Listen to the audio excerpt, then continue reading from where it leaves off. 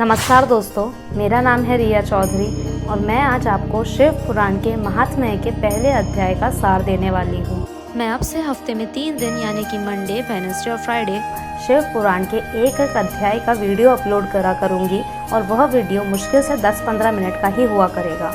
तो अब से हफ्ते में 3 दिन भगवान के नाम सिर्फ और सिर्फ 15-15 मिनट करके दे दीजिए, क्योंकि शिव पुराण को सुनने मात्र से भी काफ़ी फायदे मिलते हैं। तो चलिए शिव पुराण के महात्म्य के पहले अध्याय को शुरू करते हैं।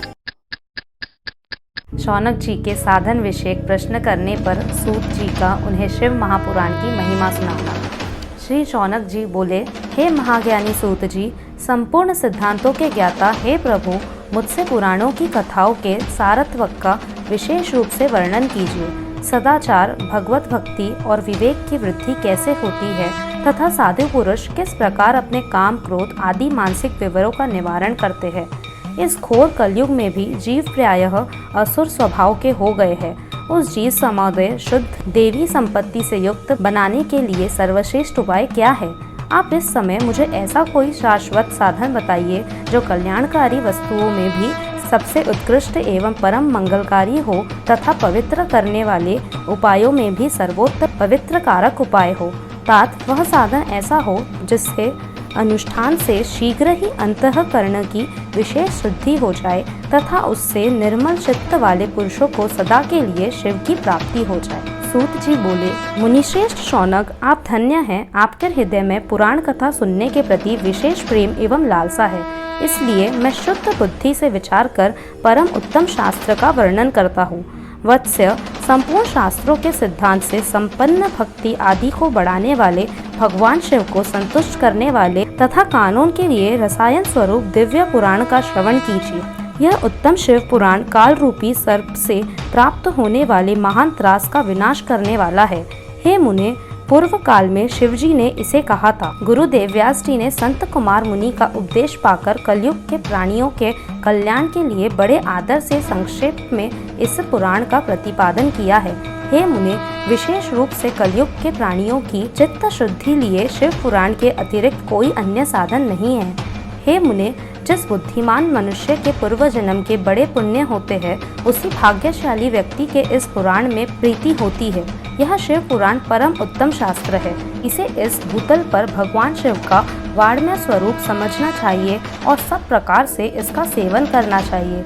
इसके पठन और श्रवण से शिव भक्ति पाकर श्रेष्ठतम स्थिति में पहुंचा हुआ मनुष्य शीघ्र ही शिव पद को प्राप्त कर लेता है।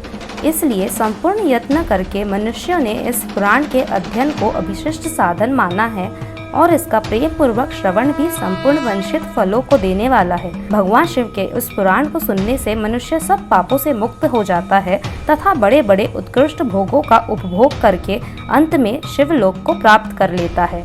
राजस्व यज्ञ और सैकड़ों अग्निशटोमय यज्ञों से जो पुण्य प्राप्त होता है वह भगवान शिव की कथा के सुनने मात्र से प्राप्त हो जाता है। हे उन्हें जो लोग इस श्रेष्ठ शिव पुराण का श्रवण करते हैं उन्हें मनुष्य नहीं समझना चाहिए। वे रुद्र स्वरूप है, इसमें संदेह नहीं है। इस पुराण का श्रवण और कीर्तन करने वालों के चरण कमल की धूलि को मुनिगण तीर्थ ही समझते हैं। जो प्राणी परम पद को प्राप्त करना चाहते हैं उन्हें सदा भक्ति पूर्वक इस निर्मल शिव पुराण का श्रवण करना चाहिए। हे मुनिश्रेष्ठ, यदि मनुष्य सदा इसे सुनने में समर्थ ना हो तो उसे प्रतिदिन स्थिर चित्त से एक मुहूर्त भी इसको सुनना चाहिए। हे मुने, यदि मनुष्य प्रतिदिन सुनने में भी अशक्त हो तो उसे किसी पवित्र महीने में इस शिव पुराण का श्रवण करना चाहिए। जो लोग एक मुहूर्त, उसका आधा, उसका भी आधा अथवा क्षण मात्र भी इसका पुराण का श्रवण करते हैं उनकी दुर्गति नहीं होती। हे मुनीश्वर, जो पुरुष इस शिव पुराण की कथा को सुनता है वह सुनने वाला पुरुष कर्म रूपी महावनों का जलाकर संसार के प्राप्त होता है। हे मुने, सभी दानों और सभी यज्ञों से जो पुण्य मिलता है वह फल भगवान शिव के इस पुराण को सुनने से निश्चल हो जाता है। हे मुने, विशेषकर इस कली काल में तो शिव पुराण के श्रवण के अतिरिक्त मनुष्य के लिए मुक्तिदायक कोई अन्य श्रेष्ठ साधन नहीं है। शिव पुराण का श्रवण और भगवान शंकर के नाम का संकीर्तन दोनों ही मनुष्य को कल्प वृक्ष के समान सम्यक फल देने वाले हैं। इससे संदेह नहीं है। कलयुग में धर्माचरण से शून्य चित्त वाले दुर्बुद्धि मनुष्य के उद्धार के लिए भगवान शिव ने अमृत स्वरूप शिव पुराण की उद्भावना की है। अमृत पान करने से तो केवल अमृत पान करने वाला ही मनुष्य उजर अमर होता है, किंतु भगवान शिव का यह कथामृत संपूर्ण कुल के ही अजर अमर कर देता है। इस शिव पुराण के परम पवित्र कथा का विशेष रूप से सेवन करना ही चाहिए, करना ही चाहिए, करना ही चाहिए। इस शिव पुराण के कथा के श्रवण का क्या फल कहूँ। इसके श्रवण मात्र से भगवान सदाशिव उस प्राणी के हृदय में विराजमान हो जाते हैं। यह ग्रंथ 24,000 श्लोक से युक्त है। इसमें 7 संहिताएं हैं। मनुष्य को चाहिए कि वह भक्ति, ज्ञान और वैराग्य भली भांति संपन्न हो बड़े आदर से इसका श्रवण करे। पहली वैद्य श्रवण संहिता, दूसरी रुद्र संहिता, तीसरी शत्रु संहिता, चौथी कोटि रुद्र संहिता और 5वीं उमा संहिता कही गई है। छठी कैलाश संहिता और 7वीं व्याययी संहिता। इस प्रकार इसमें 7 संहिताएं हैं। 7 संहिताओं से युक्त यह दिव्य शिव पुराण पर ब्रह्मा परमात्मा के समान विराजमान है और सबसे उत्कृष्ट गति प्रदान करने वाला है। जो मनुष्य 7 संहिताओं वाले इस शिव पुराण को आदर पूर्वक पूरा पढ़ता है वह जीवन मुक्त कहा जाता है। हे मुने, जब तक उस उत्तम शिव पुराण को सुनने का सुअवसर नहीं प्राप्त होता तब तक अज्ञानवश प्राणी इस संसार चक्र में भटकता रहता है।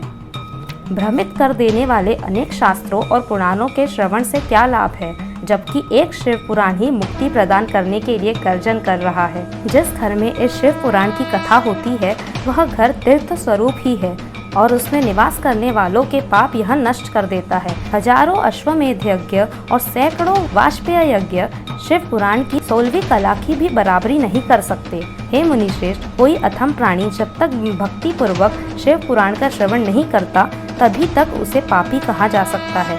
गंगा आदि पवित्र नदियाँ, सप्तपुरिया तथा ज्ञादी तीर्थ इस शिव पुराण की समता भी नहीं कर सकते।